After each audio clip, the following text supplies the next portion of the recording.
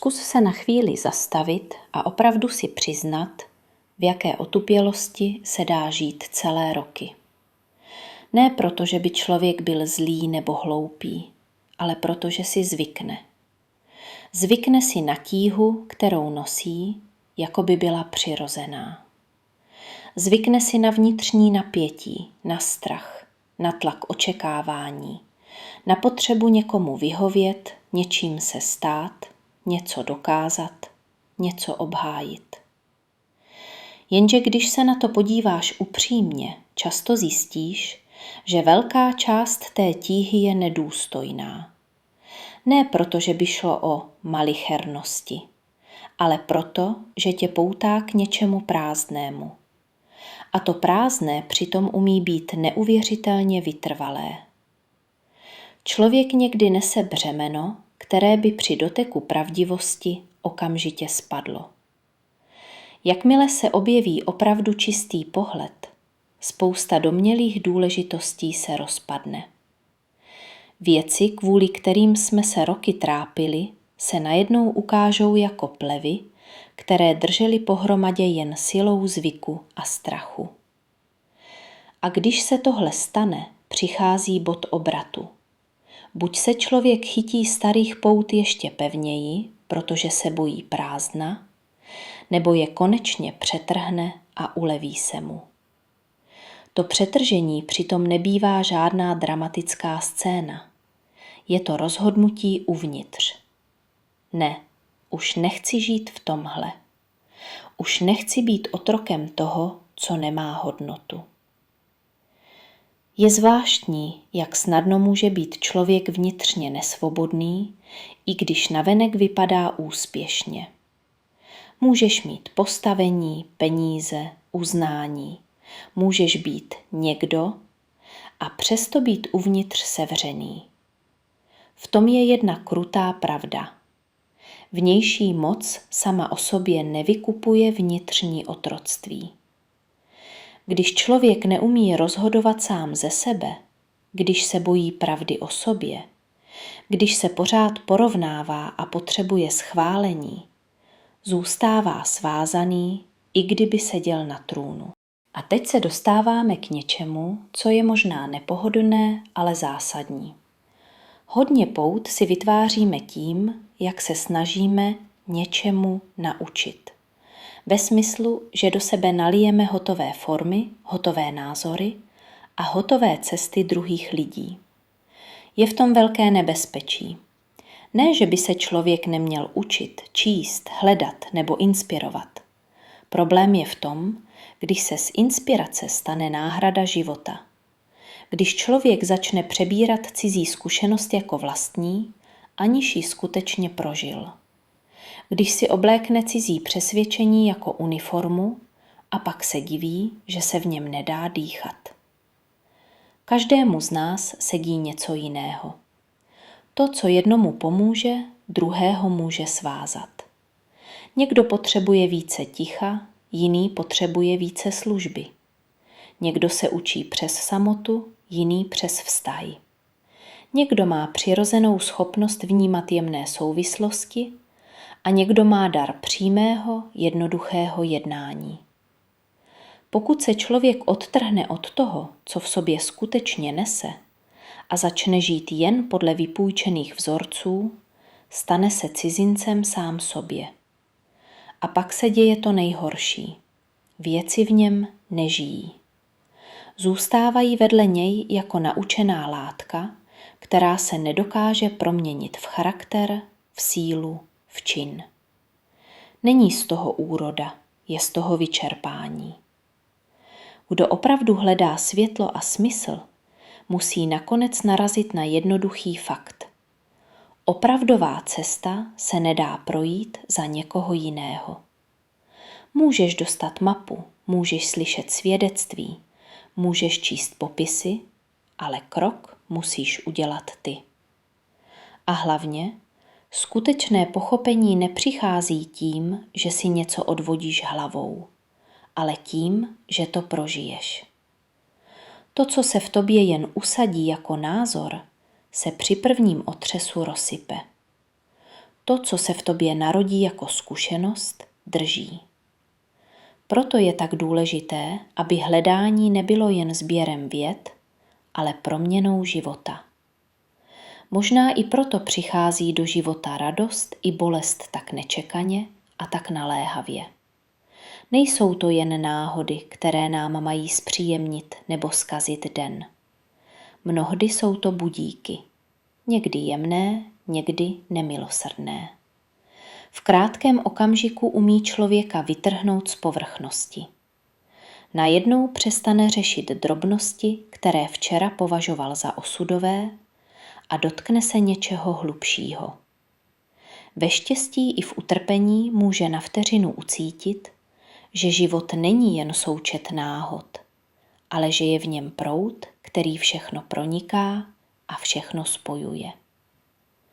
Když se takového okamžiku člověk dotkne, bývá to jako nádech v místnosti, kde bylo dlouho vydýchané dusno. Jenže pak přichází zkouška. Udržet tu živost bez toho, aby ji člověk hned zavřel do stuhlé formy. Máme zvláštní sklon udělat z živé zkušenosti pravidlo, z pravidla dogma a z dogmatu bič. Jenže růst není uniforma. Každý se vyvíjí ze svého nitra. A čím více se někdo drží vnějších skořápek, tím méně se mu daří zachovat to, co je v tom pravé. Do toho vstupuje i otázka lidí, kteří se vysmívají. Někdy je to nepříjemné, někdy to bolí, někdy to provokuje k hádce. Ale když se na to podíváš hlouběji, posměch často nevychází ze síly, nýbrž ze strachu a z vnitřního odříznutí. Člověk, který žije jen na povrchu, se cítí ohrožený čímkoliv, co ho vede dovnitř. Proto to schazuje, ironizuje nebo napadá. A tak se vyplatí mít s ním soucit. Ne proto, že by měl být omluvený v každé hrubosti, ale proto, že je v něm prázdno, které si nechce přiznat. Často se posměch opírá o jednoduché tvrzení. Existuje jen to, co vidím. Jenže tohle tvrzení se rozpadne, jakmile člověk použije obyčejnou logiku. Naše smysly jsou omezené. Oko nevidí vše ani v rámci běžného světa, natož aby mělo právo rozhodovat o tom, co je za ním. Vezmi si úplně běžnou situaci. Voda vypadá čirá, ale pod zvětšením se ukáže, že je plná života, který pouhým okem nepoznáš. Vzduch působí prázdně, ale nese v sobě spoustu věcí, které se projeví až následky. Stejně tak existují síly, které neumíš chytit do ruky a přesto podle nich žiješ. Přitažlivost, elektromagnetismus, vlivy, které teprve později dostanou jméno. A pokaždé, když lidstvo zostří nástroje, otevře se další vrstva reality. To, co bylo včera neviditelné, je dnes samozřejmé. A z toho plyne jednoduchý závěr. Neviditelnost není důkaz neexistence. Když se mluví o duchovní oblasti, lidé si často představí jakýsi oddělený prostor, propast, jiný svět někde jinde. Jenže tohle je možná jen náš zvyk myslet v hranicích těla. Když řekneme onen svět, může to znamenat prostě to, co není dostupné běžným tělesným prostředkům poznání. Jenže nedostupné mým smyslům ještě neznamená oddělené od reality. Spíš to ukazuje na hranice nástroje. Tělo má určitý rozsah a určitou schopnost vnímat. A to, co je nad tím, se nedá popsat stejnými metodami, jakými popisujeme stůl nebo kámen. Zkreslení vzniká ve chvíli, kdy si člověk z téhle hranice udělá zeď. Jakoby existovaly dvě oddělené říše, které spolu nesouvisejí. Jenže realita bývá spíš jednotná.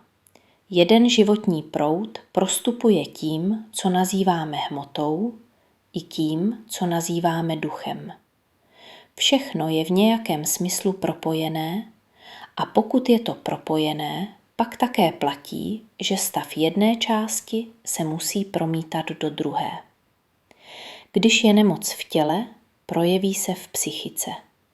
Když je chaos v psychice, projeví se v těle. Když je v člověku dlouhodobě jed, projeví se v jeho vztazích, v rozhodování, v tom, jaké prostředí kolem sebe vytváří.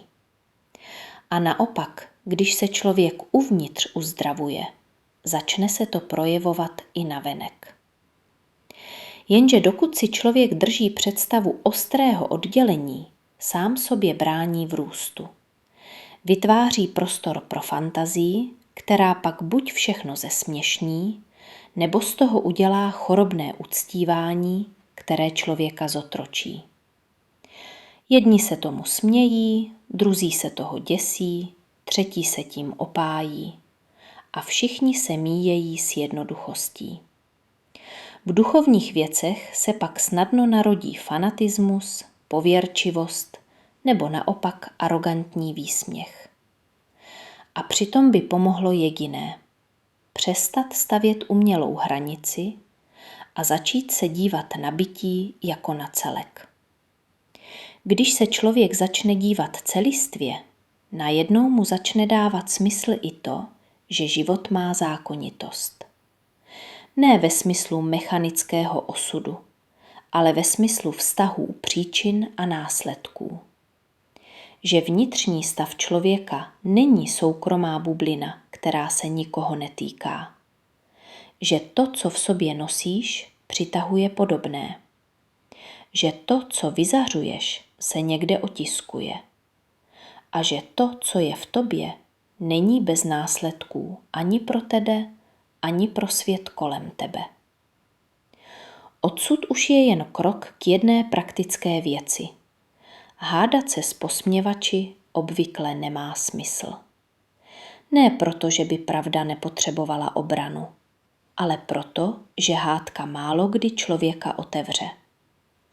Mnohem užitečnější je nabízet poznání těm, kteří už cítí nespokojenost s povrchností. Těm, kdo tuší, že život není jen hon za zážitky, spotřebou a plným talířem. A když něco dobrého poznáš, má smysl to sdílet. Ne jako vnucování, ale jako pomoc. Zvláštní je, že při takovém sdílení člověk sám roste. Jakoby se v životě potvrzoval zákon, že v trvalých hodnotách se přijímá právě tím, že člověk dává. Dávat neznamená dělat ze sebe mučedníka. Znamená to být užitečný tam, kde to je potřeba, mít porozumění pro slabost druhého, ale nestratit pravdivost. Znamená to dokázat pomoci bez pýchy a bez obchodu. Já ti pomůžu, když mi to vrátíš. A právě takové jednání bývá paradoxně největší posilou. Člověk zjistí, že mu přichází síla, když se jeho chtění obrací k dobru.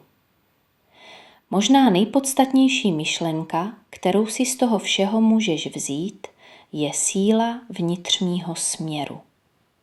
To, co opravdu rozhoduje, není jen to, co děláš rukama, ale to, co živíš v sobě. Myšlenky nejsou jen mlha v hlavě. Myšlenky jsou začátky. Jsou to drobné impulzy, které se skládají do návyků a z návyků vzniká charakter. A charakter potom určuje, jak reaguješ, koho přitahuješ, jaké příležitosti uvidíš, čeho si vůbec všimneš. Když dlouhodobě krmíš temné myšlení, vytváříš kolem sebe prostředí, ve kterém se ti bude dýchat čím dál hůř. Když krmíš čistotu, spravedlnost a dobrou vůli, měníš atmosféru kolem sebe, i když o tom nikomu nic neříkáš. Zároveň platí, že myšlenka není izolovaný výstřel, který zmizí do prázdna. Často se spojuje s podobnými myšlenkami, zesiluje se, putuje dál a může zasáhnout někoho, kdo má zrovna oslabenou pozornost nebo kdo je otevřený stejnému naladění.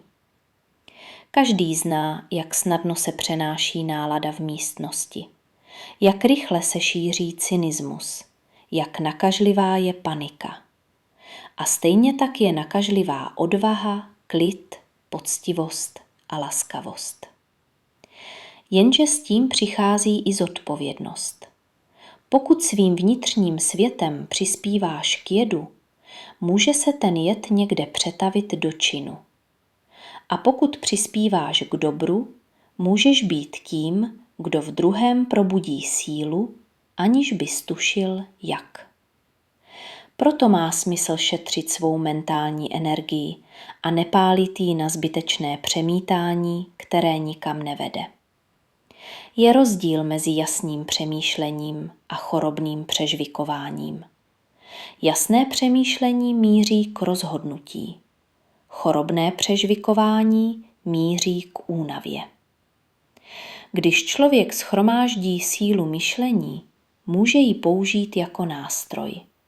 K obraně před vnitřním chaosem, k přesnosti, k přímému rozlišování. Takové myšlení pak léčí, protože vede k činu, a čin je často tím, co uzemní i rozvířenou duši. A někdy to vyžaduje otřást starými představami, které v nás stojí jako sloupy.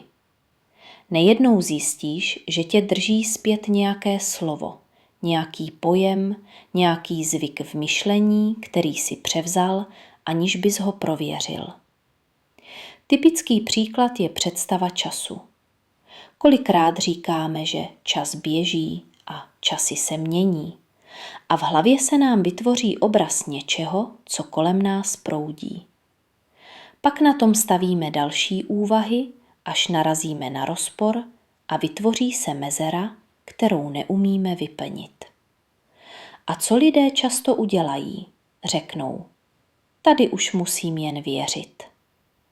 Jenže slepá víra bez pochopení se snadno stane pohodlností, která znehybní myšlení. A znehybnělé myšlení pak člověka netáhne vzhůru, ale tlačí ho dolů, protože z něj udělá někoho, kdo se bojí ptát. Kdybychom se na čas podívali jinak, třeba zjistíme, že ne všechno je tak, jak jsme si zvykli říkat. Možná čas není něco, co utíká jako voda v řece, ale spíš rámec, do kterého my vstupujeme a kterým procházíme. Formy se mění, tělo se mění, okolnosti se mění, ale uvnitř člověk mnohdy cítí něco stálého. Každý zná ten zvláštní pocit. Jsi starší, ale uvnitř se pořád poznáváš jako já. Ne jako tělo, které se proměnilo, ale jako vědomí, které je přítomné. A v takové zkušenosti se dá tušit rozdíl mezi proměnlivou formou a tím, co formu přesahuje. Podobné je to s pravdou. Člověk prochází vývojem, dnes něco považuje za jisté a zítra zjistí, že se mýlil. Později zase objeví, že i v omylu bylo zrnko něčeho pravdivého. Vnější podoby se mění, výklady se mění, slova se mění a my v tom dozráváme. Ale může existovat něco, co se nemění, pravda sama. Jenže právě proto, že je stálá, nedá se úplně sevřít smysly, které vnímají hlavně proměny. Když se člověk snaží věčnou věc chytit do dočasných nástrojů, bude neustále narážet. Tady se ukazuje, že stát se duchovním nemusí znamenat odletět od života, ale spíš se osvobodit od přehnané závislosti na čistě pozemském způsobu myšlení. Neznamená to přestat používat rozum, ale přestat ho považovat za jediný nástroj. Znamená to vnitřně se stišit, pročistit motivy, přestat si lhát a začít žít v opravdovějším naladění. A když se tohle stane, mnoho otázek se nevyřeší tím, že si k nim najdeš větu, ale tím, že se změníš natolik, že odpověď začne být zřejmá v samotném bytí. K tomu patří i výzva ke svobodě. Vnitřní svoboda není anarchie, ale schopnost stát ve světle bez výmluv. A zajímavé je, že překážky na cestě nemusí být důvodem k zoufalství. Často jsou to příležitosti. Buď se na nich učíš, posiluješ a rozšiřuješ svůj vnitřní výstroj, nebo se skrze ně vyrovnává to, co bylo dřív nějak pokřivené. V obou případech se něco čistí. Když člověk pochopí, že život nemá zastavení, přestane se divit, že mu cesta klade odpor. Odpor neznamená automaticky, že jsi špatně. Někdy znamená, že se zvedá síla. Z tohoto úhlu pohledu se utrpení nejeví jako sadistická zkouška, ale jako dění, které má zákonitost. Ne všechno utrpení je zasloužené v lidském moralizování, ale mnoho věcí nese důsledky, které nejdou obejít. Ne proto, aby člověka někdo trestal, ale proto, že řád reality je přesný. Kdyby nebyl, svět by se rozpadl v chaos. A právě tahle přesnost může být paradoxně milostí, protože co je přesné, to se dá pochopit. A co se dá pochopit, s tím se dá pracovat. Člověk pak nemusí zešedivět strachem z minulosti.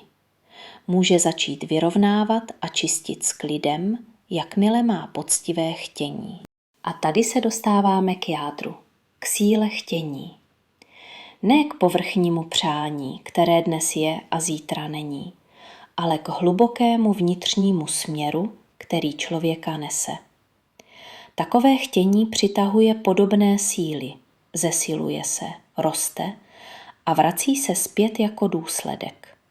Může člověka pozvedat nebo ho naopak stáhnout podle toho, k čemu bylo namířené. Když člověk začne vnímat tuto zákonitost, neviditelná stránka života mu přestane připadat jako pohádka. Začne ji poznávat podle působení. Najednou si všimne, jak na něj působí prostředí, lidé, nálady, jak ho ovlivňuje vlastní vnitřní disciplína nebo nedbalost.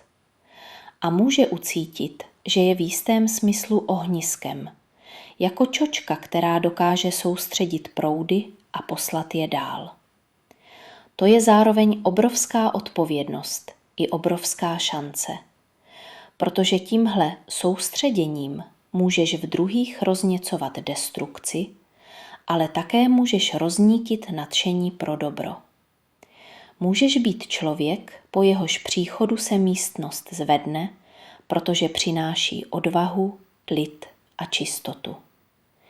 Nebo můžeš být člověk, po jehož příchodu se všechno přiškrtí, protože nese jed, závist nebo pohrdání. A tohle není otázka mystiky, je to otázka každodenní vnitřní hygieny.